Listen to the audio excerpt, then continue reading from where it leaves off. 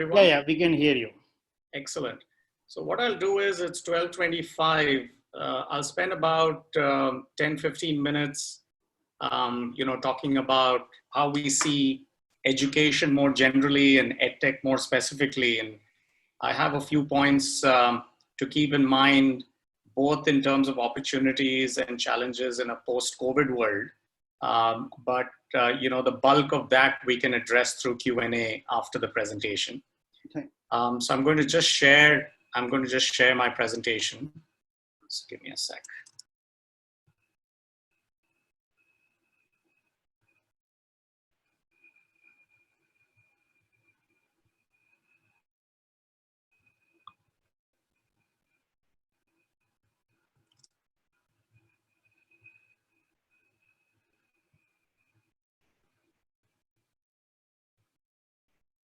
Yeah, is this visible to everyone?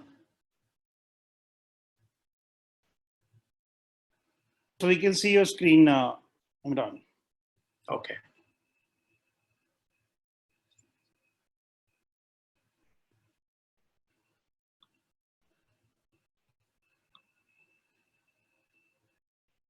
All right. So, so first of all, Imran, you can present. You can do the present mode from the down. It's not in the present mode. Okay. Currently, it is like we can see. Not the macros down. Actually, the down. Oh, okay. Right. No, not this one. Yeah. Yes. All right. So, let me start with a positive note, right? I made this presentation maybe 2 or 3 months ago. This was before COVID. And I was debating in my mind, am I willing to live with the same forecast that we're making? And in our mind, actually, this could accelerate. So if you look at the, we are predicting that education investments in India will reach $5 billion a year by FY31. And I think in a post-COVID world, the time we take to get to this $5 billion might actually accelerate. And I'll explain why in a moment. But let's break this slide into 3 columns. The first column is just the macro opportunity. India is the largest K-12 ecosystem in the world. So we've got 260 million kids, 10 million teachers, 1.5 million schools. And this entire ecosystem in a post-COVID world has been given a crash course on how to learn online, how to engage online. And we'll talk about some of the challenges of that crash course. But essentially what it's done is, like demonetization was the crash course for digital payments. We think COVID is that moment for EdTech. And if you look beyond K-12, you see very large numbers in the post-secondary market as well. Very large number of people in India entering the job market at a time like this, where there will be pay cuts and layoffs. The reskilling market is going to come back very strongly. Of course, the big driver there will have to be affordability, but people will be looking to reskill.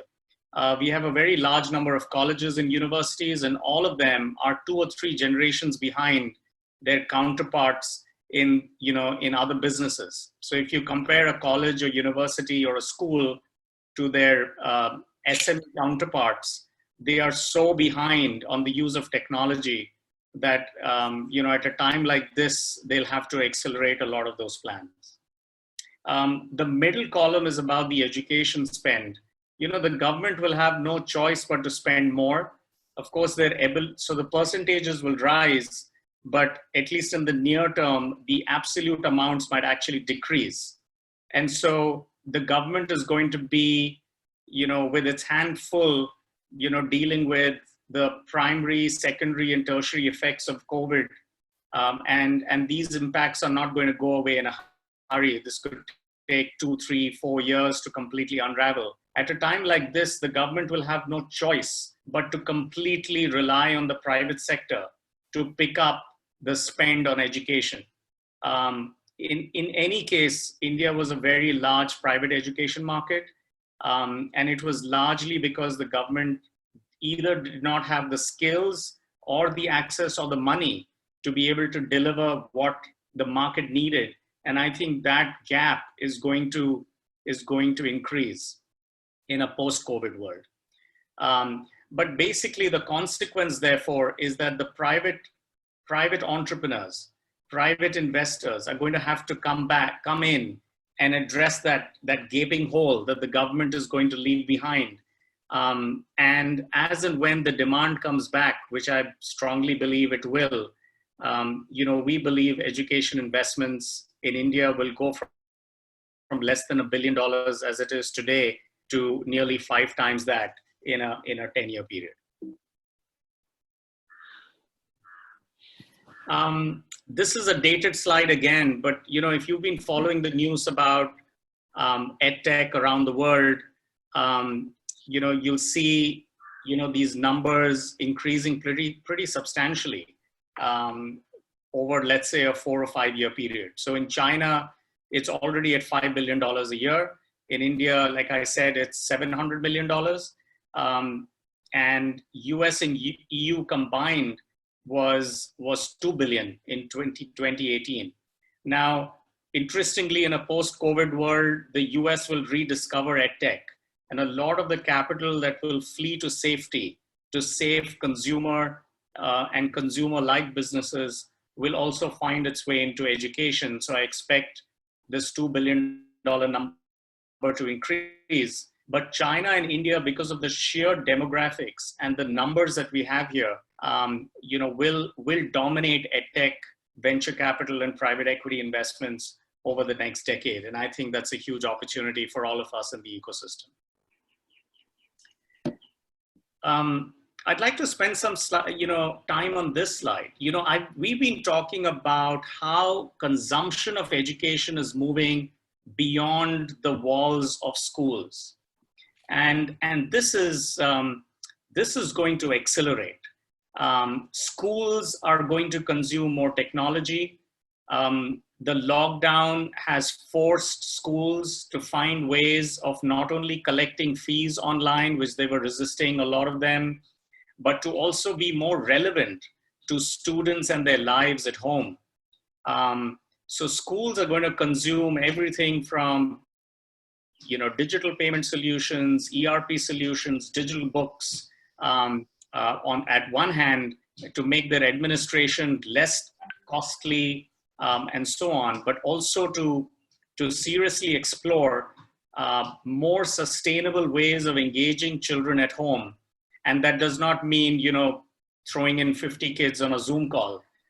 That's not going to sustain for long periods of time. So you're going to see enterprise quality software getting consumed in schools, especially the large chain schools. And over a period of time, the cloud-based solutions will bite-size it, create sachet versions of it for smaller schools to consume. The after-school neighborhood and at-home consumption is also going to accelerate. It's interesting that, everyone's a homeschooler today. So, at home, you're seeing a pretty steep acceleration curve, in some of these startups that focused on homes earlier. And I've just put a few, companies here. This is in no way a complete list. And there are other well-capitalized companies like Imbibe who will ride the geo network to be even more relevant in the tutoring market and at the at-home consumption market. But essentially, the point of the slide is that that education and its relevance beyond school, beyond colleges, beyond universities is going to accelerate because of what's going on in the world today. So, we can talk about this in Q&A, but a lot of you who are entrepreneurs running EdTech firms and so on will want to know, what are the key insights if you're running an EdTech company or you're thinking of building one in a post-COVID world. And I thought I'll just capture 5 or 6 points here. the first, I think I made this point enough, that this is likely to be a golden period for EdTech. The next decade is going to see inducement of trial, acceleration adoption, allocation of capital and expenditure away from other areas to EdTech in schools, by educators, employers, parents, and students. And the big driver of this is that people are going to get comfortable with engagement in the digital world and online.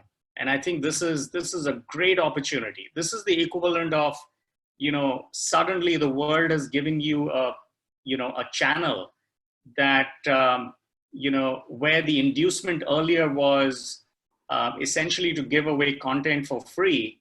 You now have a channel where monetization, which was the big critique of EdTech, will be possible because you're solving a real problem as opposed to just being a good to have solution. I've covered the second point. Schools, colleges, universities were generations behind other SMEs on technology. I feel that even today, in today's world, schools are ahead of universities and colleges. There are actually very few colleges today in the lockdown that are engaging with their students through online lessons and so on. And I'm talking about the Indian context. But several schools have gone online, even though they have rudimentary ways of going online, but a lot of them have got their act together. I must say colleges and universities, despite being significantly better capitalized, are just far less nimble than the school sector today, but I expect this to change. However, on point 3, if you look ahead, and you can see this in your own families with your children who are attending these Zoom calls with their schools, at some point, people are going to get sick of technology not working as promised. And I think that is worth underlining, that the promise of technology, people are going to go beyond, just the novelty of being able to run a live class with 30 or 40 kids, or to put all your content digitally and available to students. People are going to get sick of it if it doesn't work as well, if it's not safe, and if it's not a quality engagement. This is the equivalent of, sitting in a classroom where the air conditioning doesn't work, or where the teacher is just not competent, or doesn't have, or is not in control, of the classroom. And so, the way you package technology, the way it actually works, is going to be very crucial going forward. I also think that, very soon, it's going to boil down to the basics. It's going to boil down to sound pedagogical underpinnings and proven efficacy. In the K-12 world, it's going to boil down to what is the evidence that students have learned? What is the evidence that is showing up in their grades on assessments that check for understanding as opposed to just memory? It's going to boil down to, career schools delivering on placements and not just certifications. So it's going to boil down to very clear, measurable ROI by these customers. And for companies that deliver sound ROI and value, monetization for the first time in EdTech is not going to be, that big a question as it was earlier. But one will have to deliver value. The true purpose of EdTech is worth reflecting on. People talk about EdTech in various connotations, but to my mind, there are 3 very important deliverables for any EdTech solution. The first is that it must not just allow for human connections, but it must boost human connections. It must make a difference to the core relationship, the human relationship in that learner-teacher interface. For example, in the K-12 world, EdTech tools must make a discernible difference in how teachers engage one-on-one with data, with deep understanding with her student. And if EdTech is not able to do that, and if they're going to be 40 or 50 kids on a Zoom, this is going to be, like some of these news shows we all laugh about, where everyone is shouting, but no one really understands each other. And there's, it's going to be substantially inferior to the offline world. And that's going to be the death knell of EdTech. So first, whatever solution you have, it must make a difference, to the human connectivity and the relationships, peer-to-peer, teacher-to-learner, and so on. The second is the holy grail of EdTech. It must deliver personalization. If it does not deliver personalization, it will always be inferior to the offline world. And EdTech can do this really well, but it's down to what kind of data do you have, what kind of data science capability do you have, and what kind of use cases have you been able to mine that have sound pedagogical underpinnings, but are able to deliver personalization, where every student feels that she is talking to an individual tutor, and the individual tutor understands her needs intimately and understands her learning goals intimately and has a clear path of mastery, a step-by-step path to her learning goals. And if this is not packaged and delivered with consistency at scale, EdTech is not going to win. On the business side, it's, Anup, you heard Anup speak, and there were some very good insights there. And just to re-emphasize some of those, the COVID world is going to get all kinds of businesses. It's going to force businesses to grow in a sensible way. It's back to basics, back to sensible business. You'll see a significant reduction in discounts. People won't have the capital or the risk appetite to throw money behind advertising, throw money behind discounts and customer acquisition. And that's a good thing if you are looking to build a profitable business. Customers are going to flee the gimmicky, world of EdTech. Just having a mobile app is not going to be enough. Just integrating Zoom into your solution is not going to be enough. Having tons of PowerPoint presentations and selling them as digital content is not going to be enough. EdTech companies will have to work harder, and customers are going to be very stingy with their dollars, and they will seek an ROI. And like I said, in the K-12 world, people are going to seek evidence that learning has been delivered. And in the post-secondary world, people are going to seek evidence that your solution is making a difference to either their ability to get admission into a college of their choice, or to get a job, or to get a salary raise, or to protect the jobs that they already have. And finally, if I had one message to give all of you EdTech entrepreneurs today, as you think about when will the lockdown end, how long will the COVID pain last, should I wait, what should I do? I would give you this, that if you had a host of various options, pick the one where you transmit pain now and have the option to give relief later.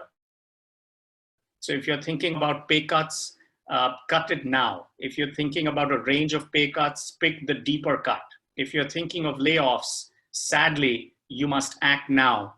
And if things improve, you can always go back, and relieve. So I've taken my 20 minutes. It's 12:43. I have other slides, but I'm going to stop here and take Q&A, and maybe then go to other slides if needed. Thank you. Okay, guys, we have Imran as well as Anup. Actually, you can raise your hands. Ashutosh, you can go ahead, ask your questions. Ashutosh? Thanks, Imran. Can you hear me? Excellent. Yeah. So, Imran, we currently run a firm that helps with analytics as a service for nonprofits and especially for education institutes.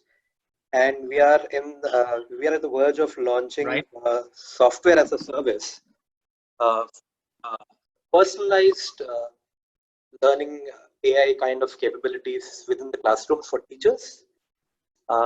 Having heard you, do you think that this is the time that we should really be launching this, considering there is still a lot of shift that is needed from people to adopt to online learning at this point in time? Or do we just launch it and then hope that they are up to speed with this? No, Ashutosh, first of all, the most important question and by the way, I must caveat this by saying, I don't have a lot of experience with startups. I mean, a lot of companies that we invest in, are in Series C or beyond. But I think the cardinal rule in building a product within a company or building a company is that you have evidence that there is demand for what you're building. So I think the most important question for you is to be absolutely sure that there is demand and that their customers are willing to pay for what you're going to build. And a good proxy of this is to reach out to customers today and see if you can, get them to fund your product development. A lot of large companies are trying to catch up with, reducing their, training costs. They're going to look at every line item of costs, and training costs are very expensive in large companies. And if you have a solution that helps them save cost, you might even get someone to bankroll a pilot, which will then address two problems. It will give you capital, and it comes from a customer, which means it comes with some validation. And second, you then get evidence that whatever you're building has demand. Next is Shloka. Shloka, you can ask your question. Okay, there is one question. What is the size of the reskilling market? From Anonymous. Yeah, so, I mean, there are a lot of, there are a lot of reports out there that will give you the exact number, but, they are about, if you look at, there are about 100 million users that, that engage online. Out of that, I would say in the reskilling market, so that's your overall, market, and you'll have to see what is the average revenue per user. But a very quick and dirty proxy is to look at the total number of employees in the IT and ITES sector and the BFSI sector. So if you take these two large sectors and take a percentage of it, you'll get a more direct answer to your question. Hey Imran, this is Timothy, and I have a startup called as Coursebook. So what Coursebook does is we have a Shopify kind of a platform for educators to create, market, and sell their courses online. And also what educators can do using Coursebook is they can take live classes and we simulate a virtual classroom environment for the students as well. So my question is, we give our service to coaching and training institutions, to schools and colleges as a subscription service. It's a SaaS-based service, and we are currently charging around $150 a month. That is a subscription fee. So but since we just started out like 2 to 3 months back, or maybe to be more precise, we launched with this product 6 months back. Should we focus on enhancing the features, or should we focus more on going out and getting more customers and spending money on gaining customers at this point of time? Since post-COVID, we have been gaining a lot of traction. So I'm assuming you haven't got funded, right? No. Yeah, so your top priority is revenue. Yes. Your top priority is not to enhance the product. I don't think the time for that is now. I think the topmost priority is to find as many customers as you possibly can who are willing to pay you that $150. Got it. And also a few of the Indian customers, they say $150 is a lot of money. And I myself know that I am priced 10 times higher than my current competitors. So is there some advice on pricing which you want me to give? Because I have adamantly stuck to $150, though other people are just selling it at 2,000 rupees a month or 3,000 rupees a month. But I've gone like 3 times higher or 4 times higher. So is So there, yeah. Yeah, so a lot of people say this. The famous example that I want to build a Lexus and not a Ford car. Now but the question you have to ask yourself is: there a proven ROI for your customers at the price point that you're charging? Yes, they do. So since we also help them to generate leads and gain more business, to take up more live classes from students all over India, so they have a better ROI with this. But the realization time takes 3 months. So though they start paying $150 a month, for them to realize that ROI, it would take 3 months for them.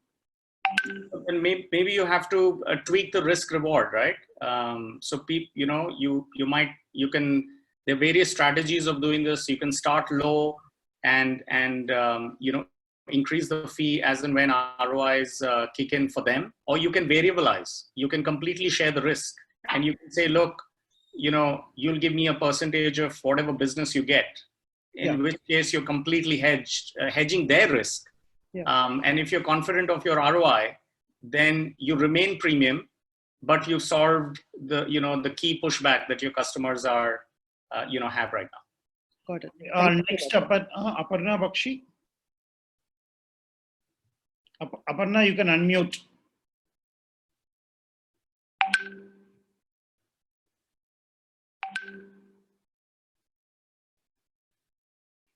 Yeah. Okay, one more question from the anonymous person. How can I partner with more tutors? That is, okay, Smita, you can go ahead. Guys, please raise your hands. Smita, you can go ahead. Here? Yes, Smita. Okay, okay. My question is, we have provided content to a few EdTech companies, but we don't have our own SaaS platform. Do you think it's a good idea to go ahead, continue with the SaaS platforms, or build our own SaaS platform? No, but what do? You offer content to other EdTech companies? Yeah, correct. What kind of content do you offer? More like this is above K-12 to colleges, universities. We provide teaching content to colleges. Okay, and why would you need your own SaaS platform? I mean, what advantage do you get? We'll have a complete solution. We are not dependent on the SaaS provider. Yeah, I think your top priority right now, like I've said, should be cash flow. So if you think that your current customers are willing to pay you for what you're offering, and that's not currently disrupting your business, or the receivable cycle is not, impeding your cash flows, I would say just, focus on what you're doing right now. And if you think that, creating your own platform, is not going to cost as much, you can always do that in parallel. But right now, I think the top priority for you should be to get whatever you're getting from customers, as opposed to, spending more money at this time. Thank you.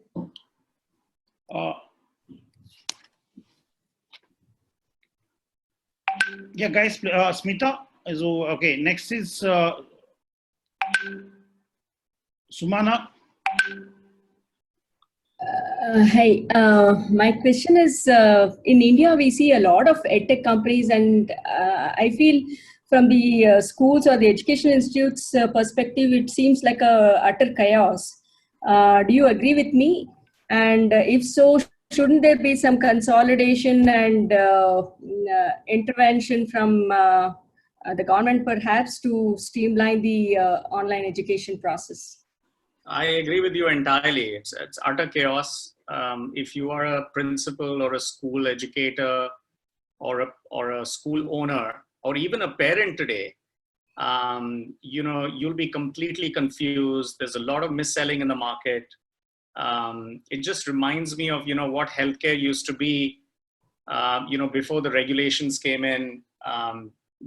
before you had agencies like the US FDA, etc. So over a period of time, the government will catch up, but I think the customers will catch up earlier than the government. In other words, the regulations will come later. The first impact you're going to see of this mis-selling is that customers will vote with their feet. They're going to be far more discerning. They're not going to spend money for things that are not delivering value to their students. And I think there's a role to play for companies that have strong pedagogical underpinnings. Let me call it the serious shops should, will see a window where a lot of the noise around marketing and advertising will die down, and it'll create a mind space for you to engage with your customers and explain and emphasize why you are a serious proposition and why you're delivering value over some of the other guys who are perhaps more gimmicky. So I think it's an opportunity. Okay, guys, actually, if you have a questions, actually, please ask in consumer tech also. We have Anup there. Next is Parul. Can you go ahead with your question? Yeah, hi. Thanks for a wonderful presentation. I have a question or maybe some example if you can share on ways to personalize, because see, all these online webinars will be something like Zoom where you have 20 participants. So how do you create that personalization, which you say is very important, and I agree, but if you can share some examples for that? Sure. So, one of our companies that we invested in is a company called Educational Initiatives, or EI for short. And EI has a suite of various products. One of them is called MindSpark, which is an intelligent tutoring system to help students learn mathematics, languages, and science.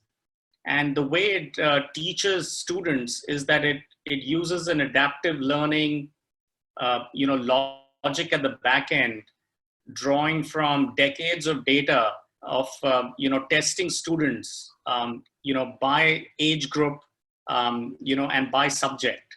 So you have solutions like MindSpark where, in a teacher-assisted way, the teacher is able to see how a student traverses a learning path, and the student, gets a personalized learning path. It's almost like Google Maps, right? Your Google Map is different from my Google Map, depending on where I am today and where I want to go.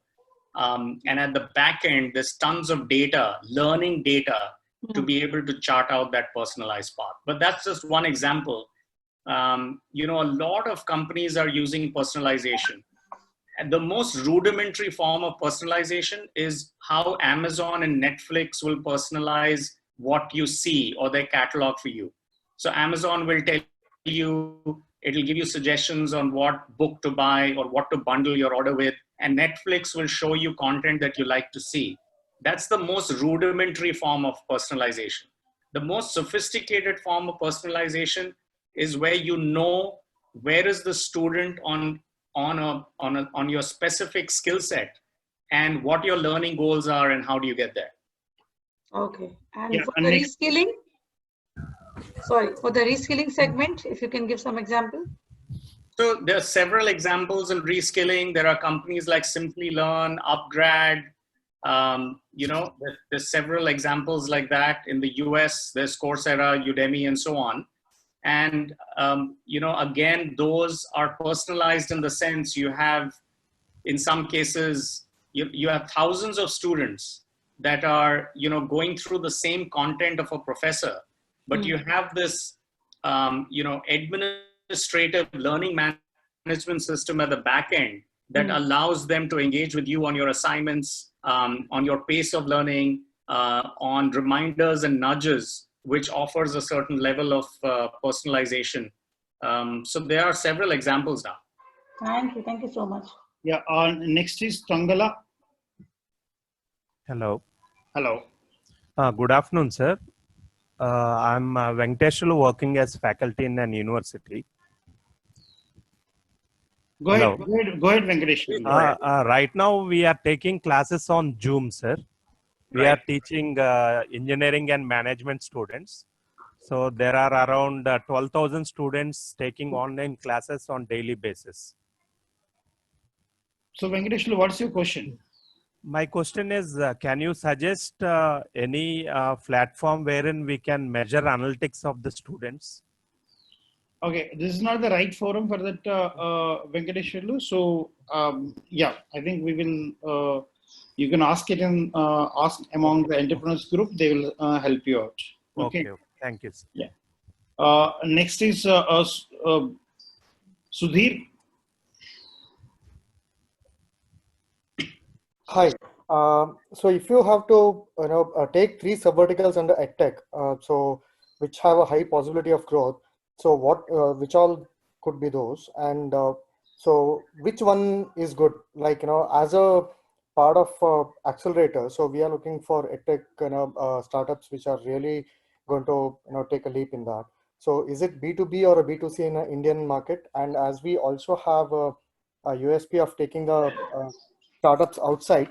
So considering the outside market, so which is better, B2B or a B2C kind of companies? So if you're thinking of starting a company, first of all, between India and overseas, focus on India.